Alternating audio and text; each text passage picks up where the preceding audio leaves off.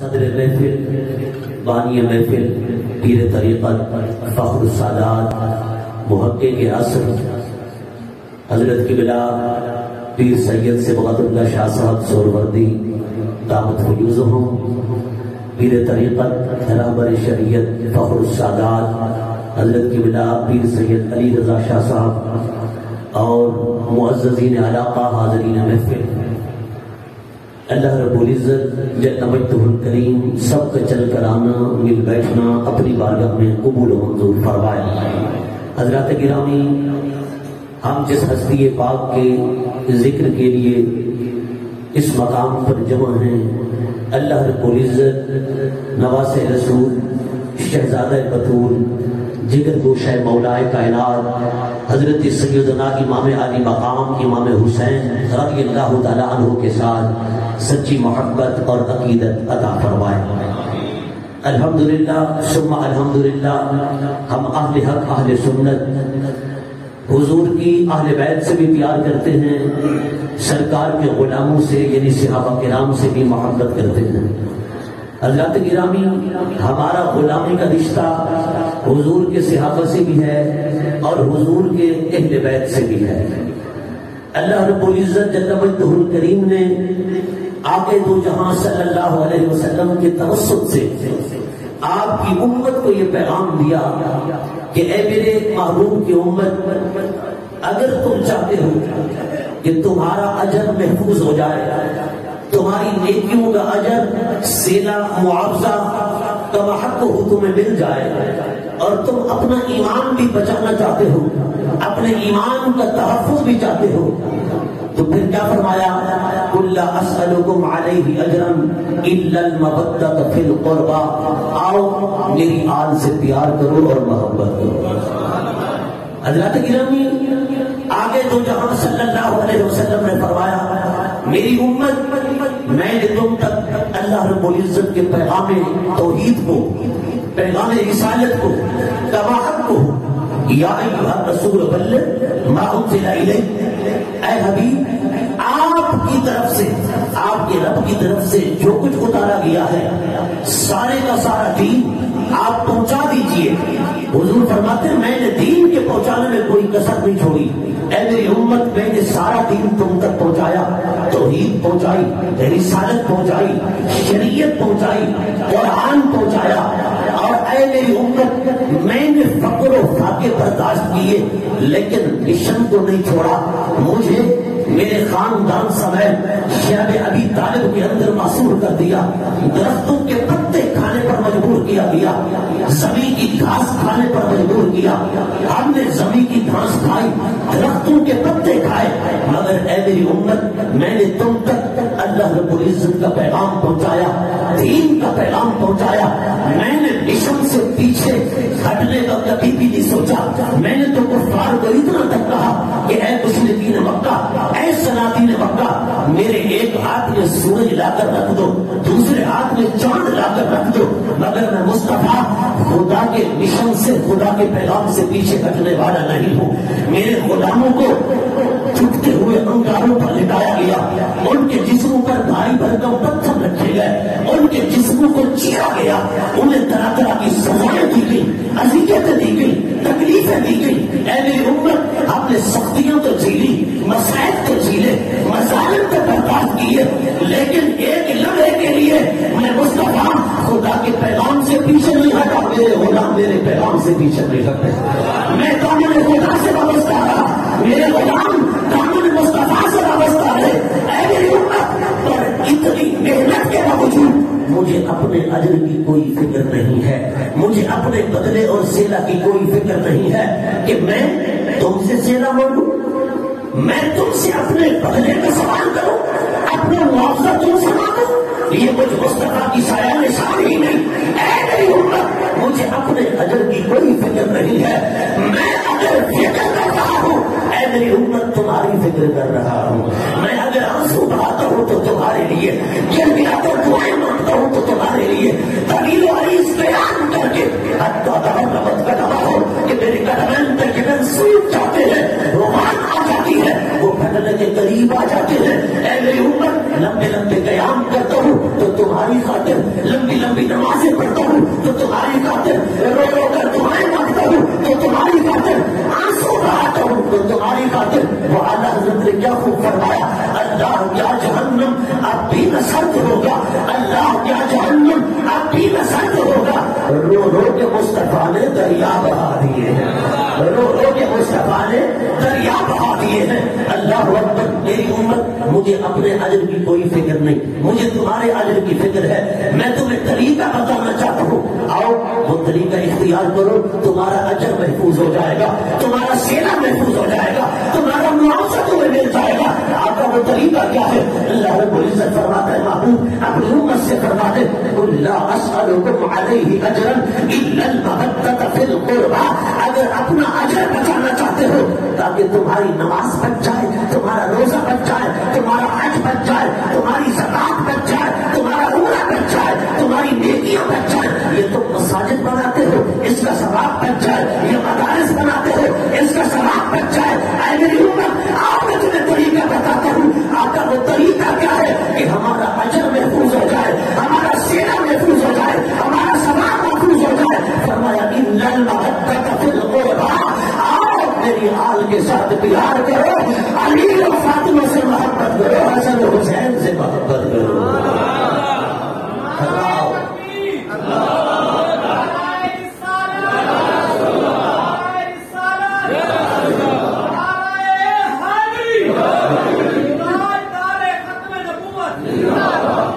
مجھے اپنے اجر کی کوئی فکر نہیں, میں نے تو اپنا اجر خدا سے لینا ہے.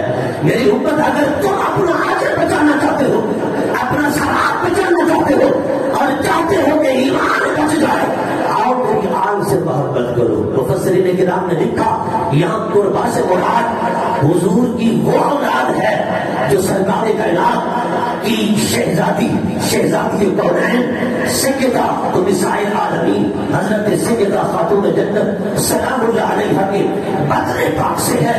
یعنی آؤ حضور کی آل سے پیار کرو, علی سے پیار کرو, فاطمہ سے پیار کرو, اپنا ہوگا. اور جو ان دونوں کے لخت جگر نور نظر ہے حسن و حسین, ان سے پیار کرو. حضرت گرامی, حضور ہمارے اجر کی فکر کر رہے ہیں, ہمارا اجر بچانا چاہتے ہیں. ان کا پیار کیوں ضروری ہے؟ اہل بیت رسول کا, حضور کی آل کا, کیونکہ ان کی محبت روح ایمان ہے, ان کی محبت جان دین ہے. اگر کوئی بندہ چاہتا ہے میرا ایمان زندہ ہو, میرا ایمان جاگتا رہے, میرا ایمان محفوظ رہے, میرا ایمان متحرک رہے, میرا ایمان بچ جائے اور میرا ایمان مر نہ جائے, میرا ایمان زندہ رہے, وہ آئے حضور کی اہل بیت سے پیار کرے, سرکار کی اولاد سے پیار کرے. خدا کی عزت کی قسم, اہل بیت کی محبت روح ایمان ہے, اہل بیت کی محبت جان دین ہے, اہل بیت کی محبت سے ایمان جو ہے وہ زندہ اور متحرک نظر آتا ہے. اگر اہل بیت کی محبت نہ ہو تو پھر ایمان مردہ ہے. ایسے ایمان کا کیا فائدہ؟ حضرات گرامی, حضور کے صحابہ اگر کوئی باہر سے لوگ آتے نا, کہتے آؤ ہم تمہیں محبوب مصطفیٰ دکھائیں, مسجد میں آتے, سرکار کائنات امام الانبیاء نماز میں ہوتے, وہ دونوں شہزادے حسن اور حسین جن کی عمر 6-7 سال تھی, وہ اسی طرح ٹہلتے فیرامہ چلتے مسجد نبوی میں آتے, حضور نماز میں ہوتے, وہ کبھی سرکار کی پشت میں سوار ہو جاتے, کبھی حضور کی گود میں بیٹھ جاتے, لوگ ہٹانے کی کوشش کرتے, حضور نماز سے فارغ ہوتے. حضور فرماتے ہیں میرے غلاموں دعوہما بأبی و امی, میرے ماں باپ ان دونوں پر قربان جائیں, میرے ماں باپ حسن پر قربان جائیں, میرے ماں باپ حسین پر قربان جائیں. میرے غلاموں انہیں چھوڑ دیا کرو, انہیں پکڑا نہ کرو, انہیں کچھ نہ کہا کرو, اس لیے کہ حسن و حسین پر میرے ماں باپ قربان جائیں. یہ نماز کی حالت میں میری گود میں بیٹھے تو اجازت ہے, میری پشت پر سوار ہو تو اجازت ہے.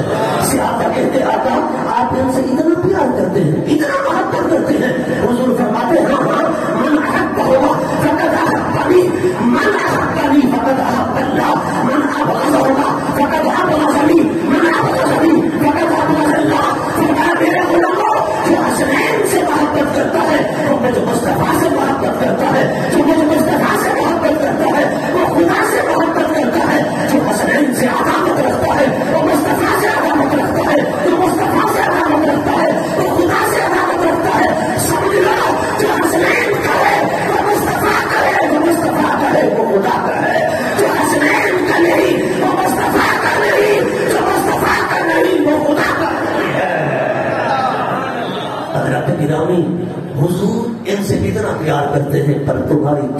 صدقے جائیں. بولو ذرا محبت کے ساتھ, ذرا ایک مرتبہ بولے نا محبت سے. جیسے ہماری قوم اشعار پہ بولتی ہے, کاش یہ حضور کی حدیث پر بھی بولنا سیکھ جائے. میں نے حضور کی حدیث پڑھی ہے, میں نے کوئی لگی لپٹی بات نہیں کہی, آئے بارے شاید نہیں کیا, حضور کی حدیث پڑھی ہے. ان کی محبت حضور کی محبت ہے, حضور کی محبت خدا کی محبت ہے. ارے جو حسنین کا ہے وہ مصطفیٰ کا ہے, جو مصطفیٰ کا ہے وہ خدا کا ہے. اس لیے لوگوں اگر چاہتے ہو کہ مصطفیٰ میں جائیں, آؤ حسن و حسین سے پیار کرو. حسن و حسین سے پیار کرو گے مصطفیٰ مل جائیں گے, مصطفیٰ سے پیار کرو گے تو خدا مل جائے گا. مصطفیٰ سے پیار کرو گے تو خدا مل جائے گا. حضور ان شاہزادوں سے بڑی محبت فرماتے ہیں. حضرت عبداللہ ابن عمر فرماتے ہیں, میں اس لمحے حیران تھا کہ جس لمحے حضور فرما رہے تھے کہ میرے ماں باپ میری بیٹی فاطمہ پر قربان جائیں, کبھی فرماتے میرے ماں باپ حسن حسین پر قربان جائیں. صحابہ عرض کرتے یا رسول اللہ, آپ تو وہ ہستی ہیں کہ ساری کائنات کہتی ہے ہم مصطفیٰ پر قربان جائیں. ابو بکر کہتا ہے میرے ماں باپ مصطفیٰ پر قربان ہوں. حضرت عمر کہتے ہیں میرے ماں باپ حضور پر قربان ہوں. حضرت ذوالنورین کہتے ہیں میرے ماں باپ مصطفیٰ پر قربان جائیں. مولا کائنات کہتے ہیں میرے ماں باپ مصطفیٰ پر قربان جائیں. یا رسول اللہ, ہر صحابی کی یہی تمنا اور خواہش ہے کہ ہمارے ماں باپ حضور پر قربان جائیں. پر حضور یہ فرماتے ہیں کہ میرے ماں باپ حسن حسین پر قربان جائیں, میرے ماں باپ فاطمہ الزہرا پر قربان جائیں. حضرات گرامی, ان دونوں شہزادوں کی شان کے کیا کہنے. خدا کی قسم کہ جن کی طرف حضور کا پلہ ہے, سرکار کا ووٹ بھی حسن و حسین کے ساتھ ہے. آج وہ لوگ اتنے بدبخت ہیں جو کہتے ہیں کہ دو شہزادوں کی جنگ تھی. ارے نادان, ارے احمد, ارے بے وقوف, تجھے کس نے کہا یزید شہزادہ تھا؟ شہزادہ تو وہ ہوتا ہے جو گندا نہیں ہوتا, جو نفیس ہوتا ہے, جو ستھرا ہوتا ہے, جو پاک ہوتا ہے, جو طاہر ہوتا ہے, مطہر بھی ہوتا ہے, مطہر بھی ہوتا ہے. تجھے نہیں پتا انما یرید اللہ لیذہب عنکم الرجس اہل البیت ویطہرکم تطہیرا. ارے ہر رجسیت سے, ہر نجاست سے, ہر گندگی سے رب نے جنہیں پاک فرمایا ہے وہ کوئی اور نہیں ہے, وہ خاندان مصطفیٰ ہے. ارے جسے اہل بیت کہتے ہیں.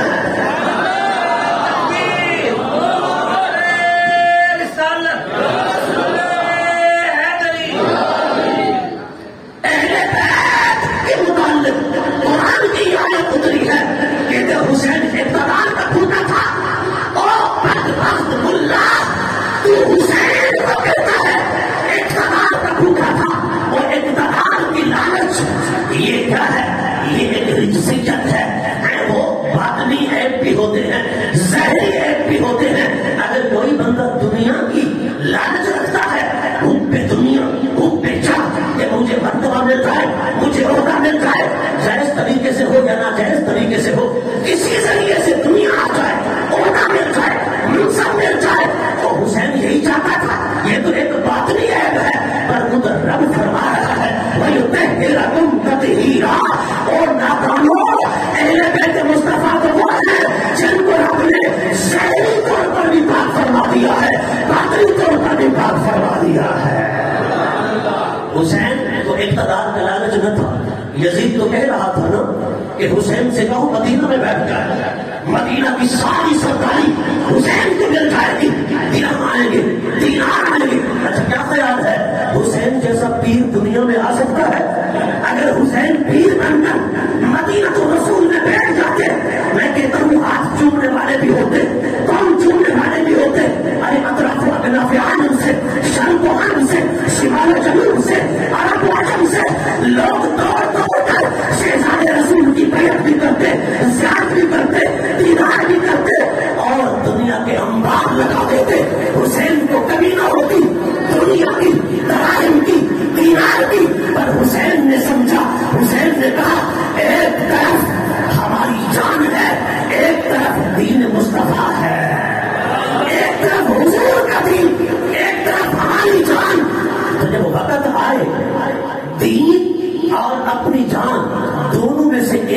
بچانا پڑ جائے، دوسری کو قربان کرنا پڑ جائے، اب کس کو بچائیں اور کس کو قربان کریں؟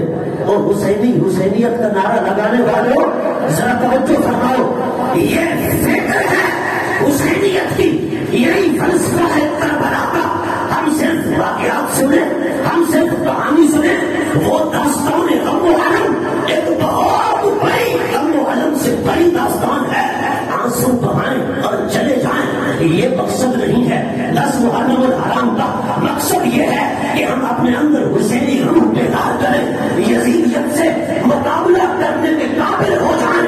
حسین نے دیکھا ایک طرف دین، ایک طرف ہمارا خانوادہ اور کنبہ ہے، اب بچانا کس کو ہے؟ حسین نے کہا جب باری آئے نا دین کی کہ دین پر وقت آ گیا، اب دین کو بچانا ہے، تو پھر دین کو قربان نہ کر دینا بلکہ اپنی جان کو قربان کر دینا، دین مصطفیٰ کو بچا لینا۔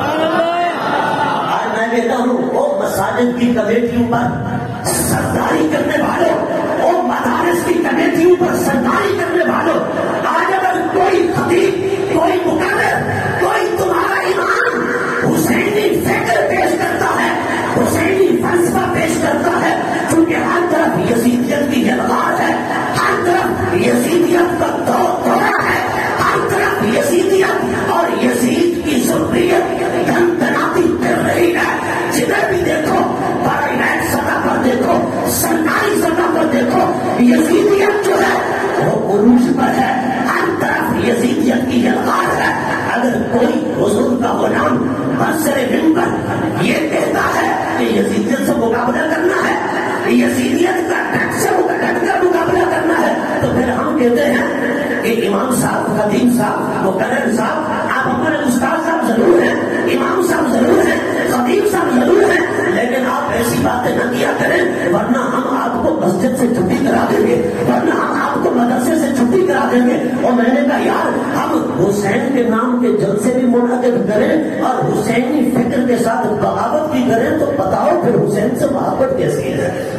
حسین کی فکر تو یہی ہے نا کہ یزیدیت کا ٹکر مقابلہ کرنا ہے۔ آج ہم کیا کرتے ہیں؟ آج ہم دین کو قربان کرتے ہیں، دین کی قربانی دیتے ہیں، لیکن اپنی جان کی، اپنے مال کی، اپنی نوکری کی، اپنے عہدے کی، اپنے منصب کی قربانی دینا گوارا نہیں کرتے۔ یہ حسین کی فکر نہیں ہے، اور حسین نے تو اتنا قربانی دی، خدا کی عزت کی قسم، بڑے سے بڑا بیٹا علی اکبر بھی قربان کر دیا، چھوٹے سے چھوٹا بیٹا علی اصغر بھی قربان کر دیا، رب کی بارگاہ میں عرض کی مولا حسین نے سب کچھ قربان کر دیا، خود کو بھی پیش کر رہا ہے، اے مولا اب بھی تو راضی ہے؟ کہ اپنے نانے کے دین پر پہرا دیتا ہے، اپنے ننے ہوئے علی اصغر کا خون بھی پیش کر دیا، علی اکبر کا خون بھی پیش کر دیا، اپنے کنبے اور خانوادے کی قربانی پیش کر دی۔ 72 تن امام حسین نے جو قربان کیا، پورے خانوادے حکومت کی قربانی دی۔ کیوں؟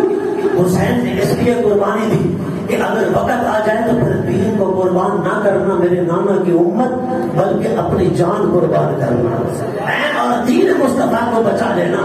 اس لیے تو فرمانا انی تارک فیکم الثقلین، اے میری امت میں تمہارے اندر 2 بھاری چیزیں چھوڑنے جا رہا ہوں، 2 بھاری چیزیں، کتاب اللہ، ایک اللہ کی کتاب، وعطرتی، اور دوسرا میری اولاد۔ 2 بھاری چیزیں، حضور نے یہ نہیں فرمایا قیمتی، حضور نے فرمایا بھاری چیزیں، ایک اللہ کی کتاب اور دوسرا اہل بیت۔ ان دونوں کو بھاری کیوں فرمایا؟ علماء فرماتے ہیں اس لیے کہ قرآن کے تراجم غلط کیے جائیں گے، کیے جا رہے ہیں، تفاسیر غلط لکھی جائیں گی، لیکن قرآن کا کوئی حرف، کوئی زبر، کوئی زیر، کوئی پیش، کوئی لفظ، کوئی حرف قیامت تک بدل نہیں سکتا، نہ قرآن کو کوئی بدل سکتا ہے۔ اب قرآن کے ساتھ رکھا حضور نے اپنی اولاد کو، فرمایا جس طرح قرآن کو کوئی نہیں بدل سکتا، میری اہل بیت کو بھی کوئی نہیں بدل سکتا۔ اہل بیت رسول کے ساتھ حضرت امام علی مقام امام حسین رضی اللہ تعالیٰ عنہ سناتا ہو، جس طرح قرآن کو کوئی نہیں مٹا سکتا، ارے ذکر حسین کو بھی کوئی نہیں مٹا سکتا۔ کیوں؟ حضور نے فرمایا قرآن کو کوئی نہیں بدل سکتا، تو میرے حسین کو بھی کوئی نہیں بدل سکتا. ایک یزید کیا کروڑوں یزید بھی آ جائیں پر حسین اپنے مشن سے میرے مشن سے ایک لمحے کے لیے نہ دائیں ہوگا نہ بائیں ہوگا. حسین میرے مشن کو کبھی نہیں چھوڑے گا. حسین جان کو قربان کر دے گا. یہ سادات کے لیے بھی پیغام ہے. اور سادات حسین کی خون جس سید نے جلوہ کر ہے وہ حسین کے نقش قدم پر چلے. ہوا گرم آئے یا ٹھنڈی, طوفان جتنا بڑا آ جائے, جیسی آندیاں آ جائیں اور جتنی بربریت اور ظلم کا شکار ہو جاؤ, جتنے مسائل کھائے جائیں, جتنی تکالیف برداشت کرنی پڑے, حسین نے یہ پیغام دیا ہے کہ میری رگ رگ کے اندر خون علی تھا, شیر بدرون تھا, تربیت رسول تھی. مجھ پر جتنے مسائل کھائے گئے میں نے مصطفیٰ کے مشن کو نہیں چھوڑا. فرمایا جو حسینی ہے اس کے لیے میرا پیغام ہے جتنے مسائل کھائے جائیں وہ بھی کبھی مشن حسین کو نہ چھوڑے, کبھی مشن حسین کو نہ چھوڑے. اگر مشن حسین کو چھوڑ دیا تو سمجھ لے کہ اس کے اندر پھر کوئی کمی ضرور ہے. اس لیے کہ یہ حسین کا پیغام ہے. حضرات گرامی, کتاب اللہ قرآن مجید کے ساتھ حضور نے اپنی آل کو کیوں رکھا؟ فرمایا نہ قرآن کو کوئی بدل سکتا ہے, نہ میری آل کو کوئی بدل سکتا ہے, نہ قرآن کو کوئی مٹا سکتا ہے, نہ میری آل کو کوئی مٹا سکتا ہے. آپ دیکھیں تو حضرت ابراہیم علیہ السلام نے وہ پتھر پر کھڑے ہو کر حضور کو مانگا تھا نا, ربنا وابعث فیہم رسولا. حضور کی تشریف آوری کے لیے دعا کی تھی, مولا میری ذریت میں حضرت ابراہیم نے کہا وہ پیغمبر بھیج, وہ نبی بھیج, جو پیغمبر اس کعبہ کو آباد کر دے. حضرت ابراہیم نے اپنی اولاد میں آنے کے لیے حضور کو مانگا. نشانات تو نہیں پڑے تھے علماء فرماتے ہیں, لیکن وہ مقام ابراہیم کے اندر جو نشان پڑے تھے نا, رب نے انہیں مٹانا گوارا نہیں کیا کہ یہ مٹ جائیں. وقت کے تقاضے سے انہیں مٹایا بھی نہ جا سکا اور مٹ بھی نہ سکے. اس کی ایک وجہ تو یہ تھی کہ حضرت ابراہیم کے قدم کے جو نشانات ہیں نا, علماء فرماتے ہیں آقا کریم صلی اللہ علیہ وسلم کے قدمین طیبین کے نشانات بھی سیم اسی طرح تھے. یعنی الولد سر لابیہ ہے. حضور کے قدم پاک کے نشانات حضرت ابراہیم کے قدمین سے ملتے جلتے تھے. رب نے فرمایا یہ نشان باقی رہ جائیں تاکہ مصطفیٰ کی یاد بھی زندہ رہے, ابراہیم کی یاد بھی زندہ رہے. ایک وجہ تو یہ. دوسری وجہ یہ کہ اس وقت چونکہ حضرت ابراہیم نے حضور کو مانگا تھا, حضور کو چاہا تھا, گویا چاہت ابراہیم مصطفیٰ کی ذات ہے. رب نے فرمایا چاہتے ابراہیم کو میں مٹانا نہیں چاہتا. یہ اس لمحے نشان پڑے تھے جس لمحے مصطفیٰ کو ابراہیم چاہ رہے تھے, مانگ رہے تھے. رب نے فرمایا یہ میں مٹنے نہیں دوں گا. کیا خیال ہے آپ کا؟ وہ چاہت ابراہیم تھی, حسین چاہت مصطفیٰ ہے. اور حسین ایسی مصطفیٰ کی چاہت ہے کہ ایک طرف حضرت ابراہیم بیٹھے ہیں حضور کے لخت جگر, دوسری طرف حضرت امام حسین بیٹھے ہیں. حضور دونوں شہزادوں سے پیار کر رہے ہیں. رب نے جبرائیل کو بھیجا, جبرائیل جا میرے مصطفیٰ سے کہے ان دونوں میں سے ایک مجھے عطا فرما دو, ان دونوں میں سے ایک مجھے عطا فرما دو. رب نے فرمایا کہ ایک مجھے دو, یا ابراہیم یا حسین.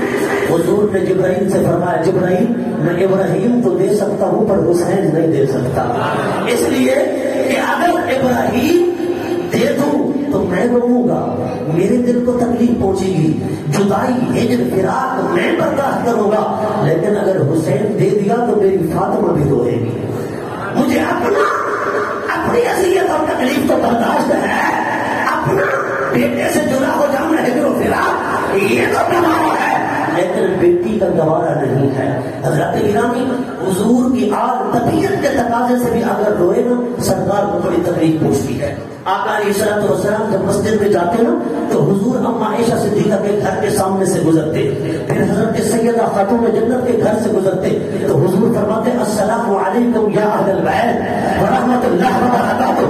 حضور اہل بیت رسول پر سلام کرتے, اہل بیت کو سلام کرتے. ایک دن حضور گزر رہے تھے کہ امام علی مقام کے رونے کی آواز آئی. سرکار اندر تشریف لے گئے، داخلہ بیتن، سیدہ خاتون جنت کے گھر تشریف لے گئے. حضور نے دیکھا کہ سیدہ خاتون جنت کام کاج میں مصروف ہیں اور حضرت امام حسین رو رہے ہیں. حضور نے فرمایا بیٹی فاطمہ تجھے کئی بار کہا ہے حسین کو رونے نہ دیا کر، ان بکا یوسی ہے، حسین جب طبیعت کے تقاضے سے بھی روتا ہے مجھ مصطفیٰ کو تکلیف ہوتی ہے. لوگوں ذرا تصور تو کرو، جب طبیعت کے تقاضے سے بچہ ہوتا ہے حسین روئے تو مصطفیٰ کو تکلیف ہوتی ہے. جب حسین کو رلایا گیا، حسین کو تڑپایا گیا، حسین کو ستایا گیا، حسین کے سامنے حسین کے جگر پارے شہید کیے گئے، حسین کے سامنے حسین کے کنبے کو اجاڑ دیا، بتاؤ مصطفیٰ کو کتنا تکلیف پہنچی ہوگی. او بدبختو، آپ بھی کہتے ہو یزید کی وکالتیں کرتے ہو. میں نے کہا خدا کی عزت کی قسم یہ تربیت کی کمی تھی. حضرت سیدنا صدیق اکبر امام حسین سے بڑا پیار کرتے تھے. آپ کی بیٹی حضرت سیدہ طیبہ طاہرہ عتیقہ عفیفہ پاک دامنہ حضرت عائشہ رضی اللہ تعالی عنہا آپ فرماتی ہیں رب مجھے عورت نہ بناتا. آپ کی تمنا ہے رب مجھے عورت نہ بناتا، کاش رب مجھے سیدہ خاتون جنت کے سر کا اعتبار بنا دیتا. اے عائشہ تیری عظمت کے کیا کہنے، حضور کی زوجیت میں آئی رب نے تجھے ام المؤمنین بنا دیا.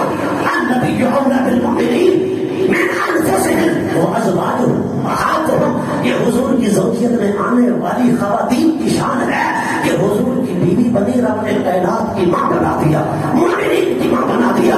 حضور کی زوجیت میں آئی رب نے تیرے بستر پر قرآن اتار دیا. حضور کی زوجیت میں آئی رب نے تیری طہارت میں قرآن کی 18 آیاتیں اتار دی. اے عائشہ اتنے بڑے اعزازات اور پھر یہ تیری تمنا. اما عائشہ کہتی ہیں کہ اے لوگوں سیدہ خاتون جنت کا مقام بھی تو میں جانتی ہوں نا، تمہیں کیا پتا کہ خاتون جنت کی شان کیا ہے. ہاں جس کو مصطفیٰ کہتے ہیں اے بیٹا تو مندی فاطمہ میرے جسم کا ٹکڑا ہے، اور حدیث میں فرمایا ہے یا کل بھی لوگوں فاطمہ میرا دل ہے، میرا دل ہے. دل میں چین بھی ہوتا ہے، دل میں سکون بھی ہوتا ہے، اور دل کے اندر راز بھی ہوتے ہیں. گویا لوگوں اگر میرے رازوں کی امید دیکھنا چاہتے ہو وہ سیدہ خاتون جنت ہے. اگر میرے دل میں چین دیکھنا چاہتے ہو وہ سیدہ فاطمہ الزہرا ہے. میرے دل سے جس سے سکون ملتا ہے میرے دل کو وہ سیدہ فاطمہ الزہرا ہے.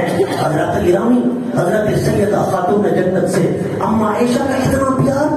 حضرت سیدنا عمر فاروق اعظم رضی اللہ تعالیٰ عنہ ایک مرتبہ غنیمت تقسیم ہو رہا تھا، عطیات دیے جا رہے تھے. حضرت فاروق اعظم نے پہلے حسن حسین کو بلا کر دیا، پھر اپنے بیٹے ابن عمر کو دیا. آخری باتیں بڑی قابل توجہ. تو حضرت ابن عمر کے ماتھے پہ تھوڑی سی شکن آئی.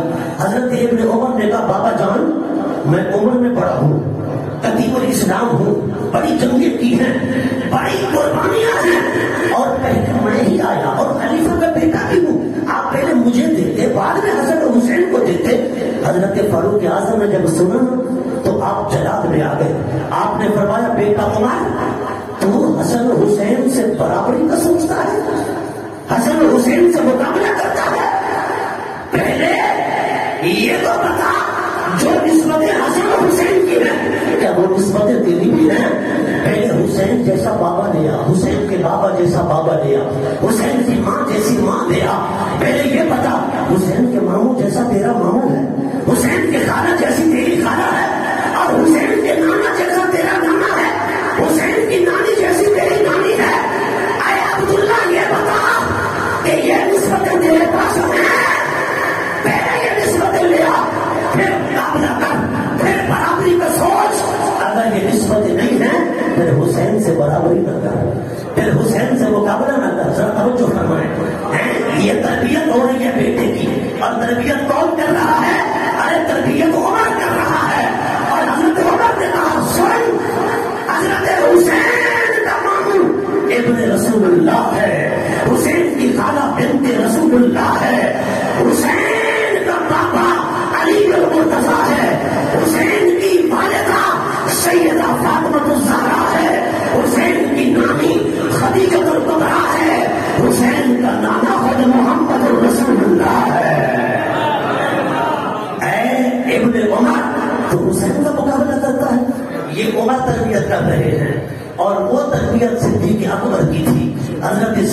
عائشہ کہتی ہے کاش کہ میں حضرت فاطمہ الزہرا کے سر کا ایک بھاگ ہوتی. اور میں نے کہا خدا کی قسم آل ابو بکر اور آل عمر کا ادب دیکھا کہ اہل بیت کی کتنی محبت ان کے دل کے اندر ہے. میں نے کہا کاش یہی تربیت اگر ہوتی تو یزید کبھی سر نہ اٹھاتا, حسین کا مقابلہ نہ کرتا. اگر یزید نے سر اٹھایا وہ غاصب, وہ ظالم, وہ جابر, وہ متشدد, وہ متعصب, خاندانی تعصب بھی رکھنے والا, نسلی تعصب بھی رکھنے والا, نسبی تعصب بھی رکھنے والا, متشدد بھی تھا, متعصب بھی تھا, ظالم بھی تھا, اور وہ جو ہے ہر لحاظ سے گندا بھی تھا, نجس بھی تھا, اور حسین کے مقابلے کے لیے کھڑا ہو گیا. ارے خلافت کا حق تو حسین کا تھا, اس نے حسین کے ہاتھ کو دبایا اور دبانے کے بعد خود مسلط ہو گیا. آج کہتے ہیں کہ یزید کو پتہ نہیں کیا کیا کہا جاتا ہے. میں کہتا ہوں یزید شیطانی قوتوں کا پیکر تھا, یزید طاغوتی قوتوں کا ایک منبع تھا, اور حسین جو ہے وہ تو خدائی طاقتوں کا پیکر تھا اور نبیوں کا وارث بن کر آیا. حضرات گرامی, امام عالی مقام کی جو قربانیاں ہیں, خدا کی عزت کی قسم چشم فلک نے کبھی ان قربانیوں کو نہیں دیکھا تھا. کبھی کسی چرند و برند نے, حیوانات نے, انسانوں نے اتنی بڑی قربانی کو نہیں سنا تھا. رب کائنات نے اس لیے تو اہل بیت کو قرآن کے ساتھ رکھ کر فرمایا انی تارک فیکم الثقلین, جو بھاری چیزیں چھوڑے جا رہا ہوں, کسی کے ہلائے سے ہلے گی نہیں, کسی کے اٹھانے سے اٹھے گی نہیں, کسی کے مٹانے سے مٹے گی نہیں, کسی کے بدلانے سے بدلنے کی نہیں. یہ اتنی بھاری ہیں. ان تمسکتم, اگر ان کا دامن تھامے رہو گے, لن تضلوا بعدی, تو حضور نے فرمایا میرے بعد گمراہ نہیں ہو سکو گے, گمراہی سے بچ جاؤ گے, بے دینی سے بچ جاؤ گے. آؤ اہل بیت کی کشتی کے اندر بیٹھ جاؤ. خدا کی عزت کی قسم یہ وہ ہیں جن کی ہدایت کی ضمانت مصطفیٰ نے دی ہے, جن کی ہدایت کی ضمانت خدا نے دی ہے. اور رب نے محبت نہیں مودت کو حکم دیا. مودت کیا ہے؟ یہ عشق ہے. کیونکہ اگر محب محبوب سے جدا ہونا چاہے, اگر ہو صرف محبت تو جدائی برداشت ہو جاتی ہے. لیکن اگر عاشق اپنے معشوق سے جس سے وہ شدید محبت کرتا ہے اس سے جدا ہونا چاہے, وہ ایک لمحے کے لیے بھی جدا ہو تو ہجر برداشت نہیں ہو سکتا. جیسے سانپ پانی سے جدا ہو جائے زندہ رہ سکتا ہے, مچھلی پانی سے جدا ہو جائے تو مر جائے گی. رب نے فرمایا محبت کرو. کیوں؟ اس لیے کہ مچھلی پانی سے جدا ہو تو اس کی جان چلی جاتی ہے. تمہارے دل سے ایک لمحے کے لیے محبت اہل بیت نکل جائے تو پھر تمہارا ایمان چلا جائے گا. حضرات گرامی, اس لیے اپنے ایمان کی حفاظت کرنی ہے تو یزیدیوں سے, یزید کی ذریت سے, ان کی مجالس سے, محافظ سے اور ان کے ساتھ اٹھنے بیٹھنے سے ایک سنی سید العقیدہ کو چاہیے پرہیز کرے, اجتناب کرے کہ کہیں محبت اہل بیت کے نکلنے سے اپنے ایمان سے محروم نہ ہو جائے, اپنے ایمان سے ہاتھ نہ دھو بیٹھے. دعا ہے پروردگار عالم